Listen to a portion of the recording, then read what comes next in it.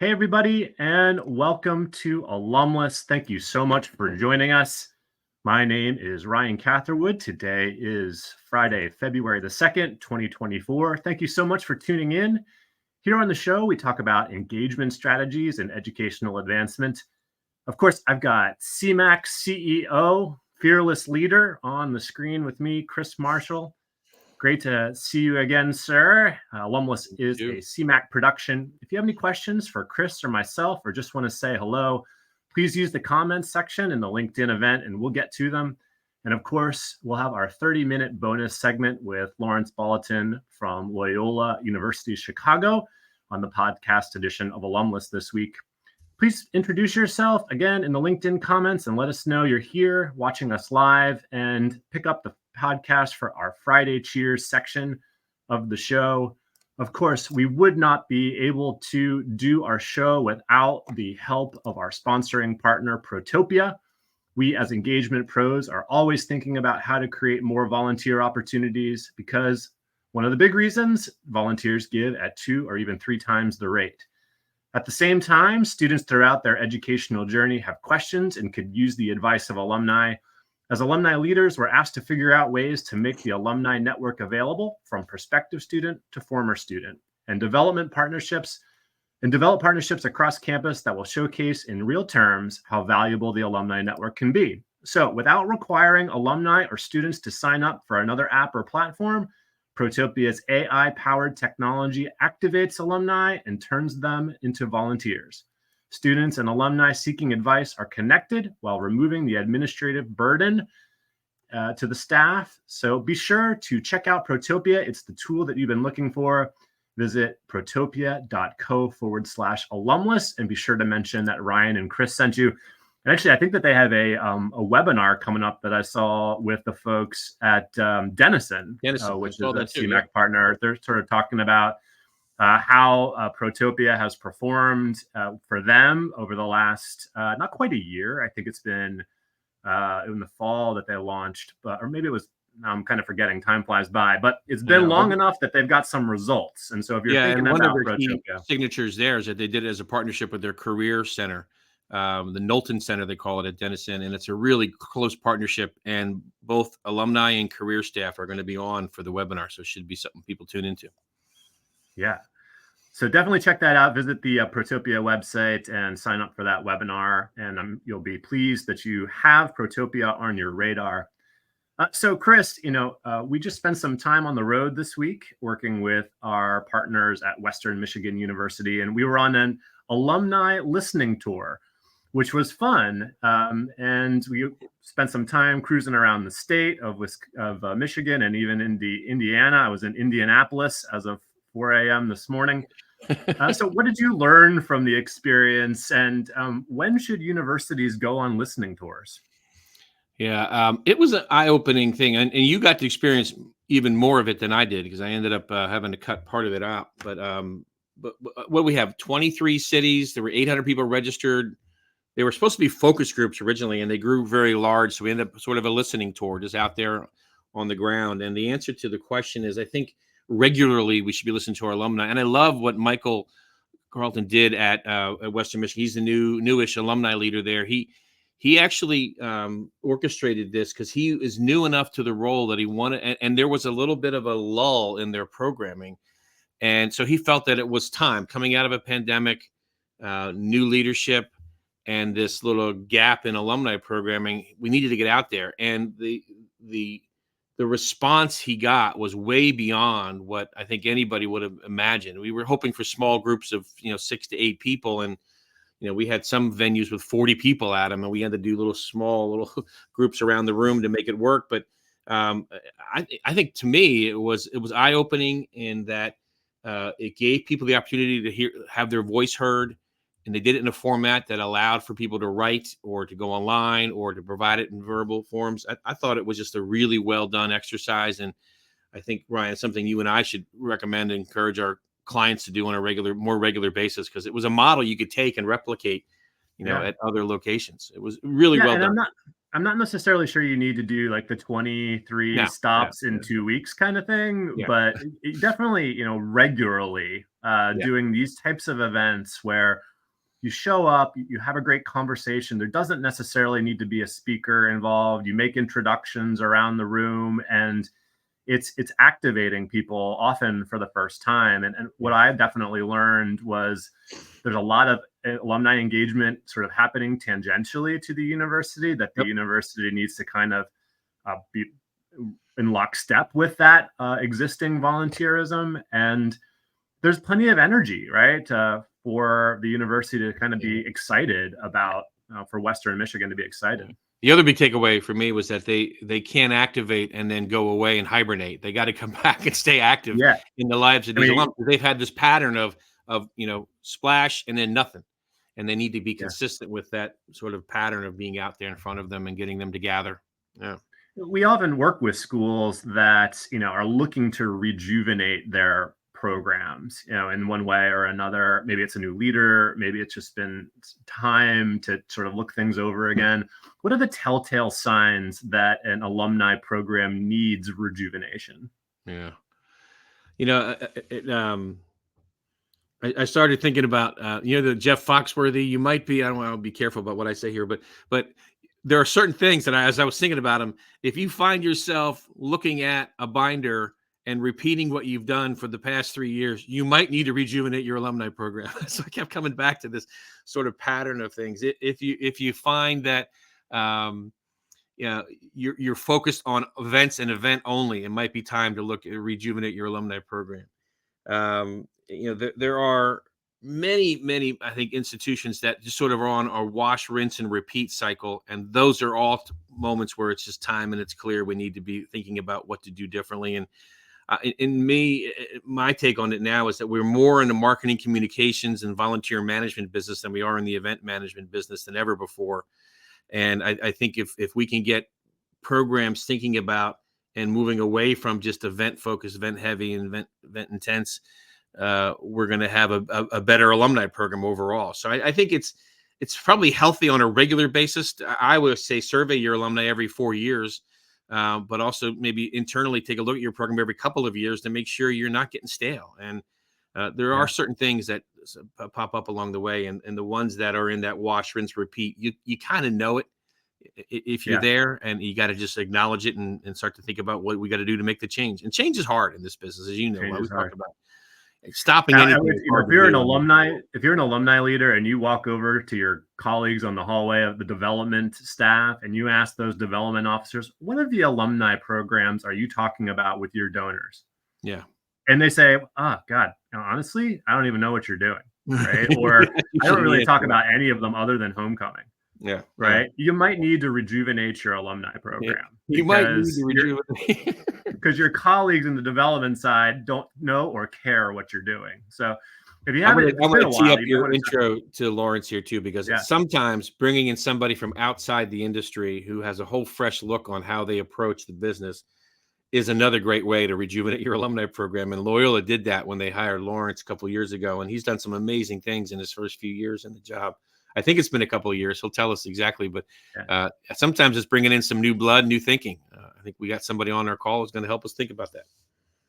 All right, well, let's bring out Laurence. There he is. Hey, Laurence. There he is. Welcome to Alumless. Thanks for joining us. Thanks for having me. Happy Friday. Yeah, man. Laurence Bolotin is the AVP of Constituent Engagement at Loyola University Chicago and Executive Director of the Loyola Alumni Association. So we're grateful for your time. Thankful that you're on the show. For those that don't know you well, you've been now leading engagement at Loyola University. It's been about 2 years, right? And you're coming back to higher education after starting your career in student affairs a few years back. After working for a few different types of membership associations, organizations, why did you decide to return to higher ed? It's a great question. Thanks for asking me that. I started here at Loyola in August of 2021, which in some cases feels like an eternity ago. But it's really only been about 2.5 years. And it's been pretty incredible. And I know we'll talk more about that later on. When I think about why I returned to higher education, there are a few things that come to mind. I wasn't even sure that I was going to go to college. It wasn't really something that was spoken about in my family. until very late in the game. And I wasn't even sure that I had the grades in high school to go to college. But after the University of Florida rejected me, and I said, that's not really going to be okay. Like, it needs to be a yes. And we got it to a yes. And I went to UF. There's a story behind that for another day. I owe honestly everything to my fraternity experience, joining ZBT in college. When I think about higher education, and I know we'll talk about how we get alumni engaged and how they differ. For me, when I think about engagement as with my higher education, I think about my fraternity. It inspired me to lead. It instilled courage. It's everything that a fraternity done right did. So that is what really inspired me to go into higher education in the first place. I remember asking my Greek advisor at the time when I was chapter president, and this is someone who I still speak with today. In the meeting, I said, so are you a volunteer or is this something you get paid to do? And she laughed like you both just did. And she said, no, it's a job. And I said, that's awesome. Sign me up. What do I do? Yeah. So I ended up going to grad school for a degree in higher education at the University of Texas at Austin, and started my career in higher ed there. A lot of my career, I would say, some might refer to as higher ed adjacent, because while I worked on a few college campuses in the early 2000s, I spent about 15 years working for my international fraternity headquarters. So that was involving working with a couple hundred campuses over those 15 years on all different areas of higher education. And in some ways, it was almost like running a university made up of 6,000 undergraduates and 130,000 alumni, because we were doing all of the things: recruitment, speaking admissions, financial aid, and scholarships. We were looking at retention, marketing, academics, all of the things. So to me, it was a really wonderful experience, because not only did I get to give back to an organization that made me the person I am today, but it also provided me a chance to see so many different campuses and how they operate differently, right, which we'll circle back with later, has been very helpful for me in this role today. When I left ZBT staff, I decided to move into a role at the American Jewish Committee, which is a global Jewish advocacy organization leading the Chicago regional office. And I loved it. It was a great experience. It continues to be a great experience now on the volunteer side as a member of their board. During the pandemic, for me, was a time for reflection and really thinking about, where do I see myself down the road?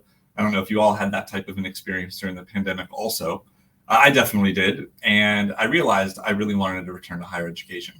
But I had so much enjoyed my time working with alumni when I was at ZBT and donors, and working with volunteer board members at AJC and donors, that when I saw this role advertised, I thought, this is really interesting. It takes all of my passions and puts them all together into a role that really spoke to me. So long answer to your story, but that is really what inspired my return to higher education, was the way Loyola was looking at engagement and really looking at how we can elevate the alumni and volunteer experience. You and I met through a mutual friend, Julie Sina at UCLA, who was at University of Florida. Did you meet her during your undergrad time there? Or She was my dean of students. Yeah. So it's weird. That's unbelievable. I don't know if she's listening right now, but it's still weird for me to call her Julie and not Dean Sina, because that's how I know her. She's a previous guest, the great alumni leader at UCLA right now, a previous guest on Alumless, Julie Sina. You better be watching, Julie. I hope she is. If not live, certainly in the on a replay, right? But what do you find most challenging about the work, Laurence? How much? I only have like a half hour, right? Yeah, it's like 90-second response right here. Yeah. Good luck with that. So, what do I find most challenging with the work? I would think that many could probably speak to the challenges that the pandemic created and the opportunities that the pandemic created to really look at engagement differently, and provided, at least me when I was at AJC and then coming over to Loyola, an opportunity to really develop much deeper relationships with our alumni and with our friends, because it was important to us to understand the challenges that they were facing during a very unique and scary time in the world. So at Loyola, we certainly were not immune to some of those same challenges that others faced when it came to some of our activities coming to a halt, or some of our activities being looked at differently, and really reimagining what engagement can look like as we were really forced into this online community that there were some elements of before, but really 100% for a period of time. And I joined the staff at Loyola the very first day of our return to campus in August of 2021, which was great because I was sick of working at home. And I came into an area that had so much opportunity. We had several staff positions that were vacant, so an opportunity to be able to build a team, an opportunity to learn from those who had been here for a long time, and to really think about how we can look into the future. And Chris will recall, he and I had many conversations over the course of especially that first year that I was here, and very grateful for that. And he also helped therapy sessions. I mean, they really were, and they'll continue to For be. both. Everybody in our field needs those therapy sessions every once in a while. And for me, the challenges have really been, there are so many opportunities out there. How do we prioritize? And I'm still working through that, because there is no shortage of things we can do. But that doesn't mean that there are all things that we have to do. Right. So it's thinking about, where's that lowest hanging fruit? Where do we find the best opportunities, and how can we really engage our alumni in meaningful ways? And I underline in bold, meaningful, because that is also one of the challenges, is that if you were to ask every single one of our alum, what's a meaningful way to give back to Loyola? I know that I would get thousands of answers. Right. We can't do thousands of different things. So that will always remain a challenge. But to me, that's a really exciting challenge. I remember I could see your whiteboard behind you. At one point you had like 15 different initiatives on the whiteboard behind you. And we were talking about what 3 do we do this year kind of conversation. The other thing that I was always amazed at, Laurence, tell the folks, you're hiring, I call it blitz, that you did at the beginning. You hired a lot of people in a short period of time. Remind us of the numbers. I mean, like 15 people in like a month, it felt like. It did feel like that. And it wasn't just in constituent engagement. It was really in all of advancement. We know that to get to where we want to be, we had to build up and staff up. And I think that when I started, our division as a whole was around 45 or 50 staff members. And I think now we're at about 120 2 years later. So all of our areas have experienced significant growth, and the opportunities and challenges that come along with that. When I started here, it was a team of 3.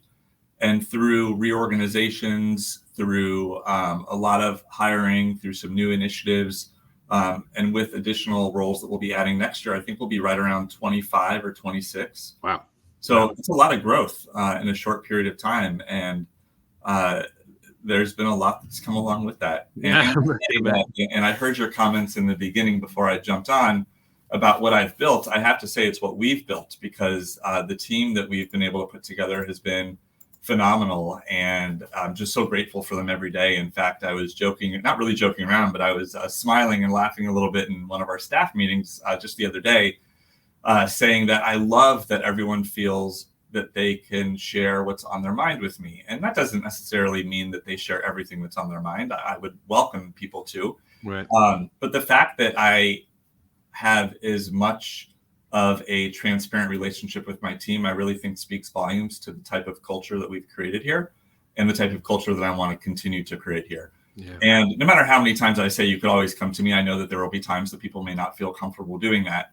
But the more that I remind people of that, and the more that I celebrate those opportunities, I hope that we're able to get to a place that continues to maintain that culture. But again, a long way of answering the question. It's been a lot of hiring. It's been a lot of quick hiring, and it's been exciting. But what you're describing, though, the way you answer the question about giving credit to your team, the way you describe the culture you're talking about is, I define as leadership. And leadership is critical, not just management. Leadership is critical, and it sounds like you're developing that culture of servant leadership, which is, I think, is wonderful. Let me pivot. I put up my pennant behind. This is for you. I hung it for you. Always do. I have to dig it out of my pile, but I found it. And Loyola is a place that has some, like you would typically find at like for example, at a U.S. based institution, passion around athletics in your basketball program, right? You guys made some runs, and you've had tell some stories about all that went on. So sort of standard, typical things you would find a lot of places. But you're at a Jesuit institution at the same time. And I have a fuzz jumping. My question for you is, what makes the Jesuit part of the university unique in how you manage an alumni engagement program? Is there big differences? Does it stand out? Or are there some things that you would say that are pretty much like every other place? Yeah, I'm probably going to sound like a broken record. Good question. I will say that, and my team knows this, and I was also very transparent in the interview process when I was being interviewed for this position. I've spent the last 20 years working in the Jewish community. Right. And I've heard of the Jesuit community before. Right. Do I really know what it was? No. But I will tell you that what I did learn throughout the interview process and learning more about Loyola University and what Jesuit values mean, I very quickly realized that they are my values. I may call them something different in my faith, but they are the same values that I share. Yeah. And so from that standpoint, I would say that a Jesuit university and looking at Jesuit values and looking at the Jesuit way of life, it's being a good person. And I know that boils something very complicated and very historical down to such a short few words, but it's being a good person. And I won't forget that a board meeting that I had attended early on in my time here was on our health science campus in Maywood. And we had a panel of deans from our health science campus along with students. And a medical student was asked the question, what made you choose Loyola compared to other institutions? And just as an aside, 25% of all medical student applications come to Loyola. So it's a very competitive process to get into medical school at Loyola. And this young woman stood up and she said something that I'll never forget. I may not say it verbatim, but I will never forget the way it made me feel. Right. He said, what really differentiated Loyola to me from the others was that not only is Loyola going to teach me how to do well as a doctor, it's going to teach me how to do good for my patients and good for the community. And that really stuck with me because when we think about the Jesuit community, and these are phrases that you'll hear and find at all Jesuit schools, being people for others, leading extraordinary lives, setting the world on fire. I mean, these are a few phrases that when you think about it, yeah, they're very common phrases at Jesuit universities, but that's no different than what I would hope people would want to do anywhere that they are. I hope that people would want to be people for others. I hope that people would want to go out there and make a huge impact on the world. And who wouldn't want to lead an extraordinary life? I hope everybody would want to. Yeah. So I think that our language is a little bit different. And I would say too, specific, and I don't know if this is specific to Loyola, but it's the only Jesuit university I've worked at. It is a very, very strong social justice mission. And as a part-time student at Loyola pursuing a doctoral degree, I'm also able to see that as a student in the classroom. And that is unique. And that is not something that I experienced when I went to undergraduate or graduate school. So we definitely have those values. And there's a lot of Jesuits at Loyola. So you probably wouldn't see that at a non-Jesuit. Right. In fact, just this week, we had our annual Jesuit Jams with our basketball tournament. You could look on YouTube and find some past videos of that. So I would say there's definitely some unique elements to it. But when I really think about what Jesuit values mean, they're values of good people. Yeah. And I love the way Loyola is very intentional about making sure that those Jesuit values stay front and center. And that is something that I would say really differentiates Loyola and probably all Jesuit universities from non-Jesuit universities in that, yes, every university has a set of values. Every university has a mission statement. Yep. It is not as loud and proud as I see it at Loyola. And that is something that I think really makes an impact when I speak to our students, when I speak to our alumni, because they all talk about whether they are Catholic or not, how the Jesuit values really resonated with them as a student and how it continues to resonate them as an alum. Yeah. Two follow-ups, Ryan, before you jump on the next question. One, I can't believe you're doing a doctorate in the midst of doing this job. And I only say that because the more times I say it, the more I pressure myself to finish. Live that reality. And then my second comment is Matt Winston's following us from Binghamton, and he's on the chat. He wrote, you went from 3 to 26. I am in awe and jealous. There's a lot of people out there when you said that number are like, holy cow, how did you do that? It's amazing. Part of it was restructuring and centralizing our division. Some of it was bringing a new area in that's also a strong partner. Some of it was new hires. So it wasn't all new positions. Yep.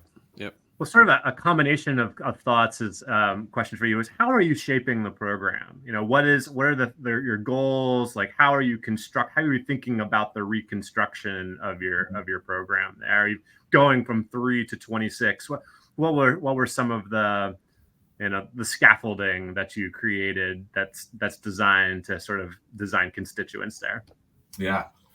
What my team and what our volunteers will hear me say often is my ultimate goal is I want to remove as many boundaries as possible to make it as easy and enjoyable and worthwhile for our alumni and volunteers to be engaged with Loyola, period. That is what I want to see. So when we think about how we're building an engagement program here, that is what I keep in my mind, in the forefront of my mind. That is what I say out loud. That is what I write on a dry erase board. That is what I share with my team over and over again. We want to break down those barriers. And yes, universities have red tape. Yes, things can be challenging. What I also share is I always try to come from a place of yes to see if we can get there, as opposed to starting from a place of no.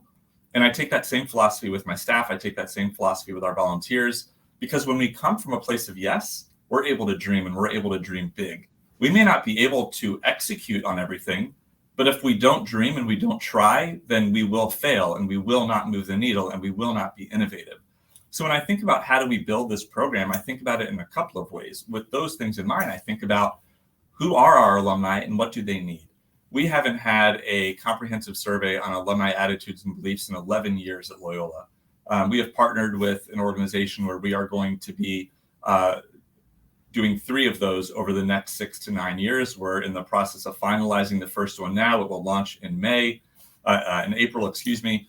And as I also say, that doesn't mean that's going to be the silver bullet, but that's going to give us a lot of information that we don't currently have. Right. So a lot of it is getting to know who our alumni are, and seeing how we can create opportunities that follow trends or themes that we are hearing and seeing. But it also is a key element in recognizing that we're not operating in a silo. So not only do I remind our team that we are all fundraisers, whether we are a frontline fundraiser or not, we all play a role in fundraising. And also, it is so important that we connect across campus. And we have had to develop and redevelop partnerships and further define partnerships across our campus too, as we've built this program. So, I mean, there's a lot of going into the weeds and details, so I'm keeping that as a very high level, but I'm happy to answer any more specific questions along those lines. Well, a follow-up question before we wrap up our live session here is a partnership on campus that you're really targeting for growth this year. So many. I would say it continues to be with our student development division. We brought back and adjusted what we call our Student Alumni Association last year. We have so many opportunities. We need to make sure all of our Ramblers, before they even become a Rambler, know that when they graduate, their Rambler experience doesn't end. But we have to start that when they're on an admissions tour. We have to start that by sending a onesie to an alum who just had a baby. And we have to continue that throughout their time as a student and throughout their time as an alum. We need to reduce as much as possible that gap that they experience in feeling a part of the Rambler community, to where I hope there's no gap. But as we've all experienced, that alum that says, "Where have you been for the last 20 years?" And while it may be inevitable that we may always have some of those alum because we may not always have their contact information, the goal is that we eliminate that as much as possible by providing a lot of different opportunities from the time that they even think about coming to Loyola till the time that they are hoping, I can't get my words out, by the time we are hoping that they consider Loyola as part of their estate. Yeah. Is there one last one before we go and I'll put you on a shot clock? You have a minute to respond. What's the trend? Long-winded? No, I'm saying we're almost out of time. What's the one trend? What's the one trend that you're paying most attention to right now in alumni engagement? In the digital space. Absolutely. The answer cannot be more events. It's just impossible. The answer has to be, how are we engaging our alumni in the digital world, and how are we utilizing them as ambassadors in the digital world? Yeah. And we'll come back. I know we have a thing to do before we go to the break. But when we come back, I'm going to allow you to answer, as long as you want, other trends that you're thinking about. So sounds good. I'll try to be more. That's a big one, right? I think Chris and I talk about that one all the time, and we could probably have a mini series on digital engagement, the opportunities. What did we learn during the pandemic? What have we already forgotten after the pandemic? And what's the right strategy for us moving forward? But we'll answer that in the podcast section. Your fan club is chiming in at the moment. You have a few people jumping in here. Thanks for listening. Chris, who are we featuring in 2 weeks? The great Sarah Shute from the University of Wisconsin. She's awesome. You know Sarah. I know you know her well. I knew Sarah when she was in a kind of a lieutenant role under the previous leadership at University of Wisconsin Alumni Association and Paula Bonner. Sarah was the successor and has been in the role for 10 years-ish now, and she's amazing. thought leader in the space and someone that I'm really looking forward to having on the show and hearing about what they're doing at a big, large public institution. And I would argue on the cutting edge of one of the best alumni programs in the country. Yeah, I'm looking forward to that one too. All right. Well, thanks for listening live, everyone. Or if you're not listening live, thanks for playing this episode. We will be back in 2 weeks with Sarah. And of course, we're going to switch over to another room here in StreamYard and record our bonus segment with Laurence. And for Chris, I'm Ryan. We'll see you in a couple of weeks. Bye. Thanks, everybody. Thanks, Laurence.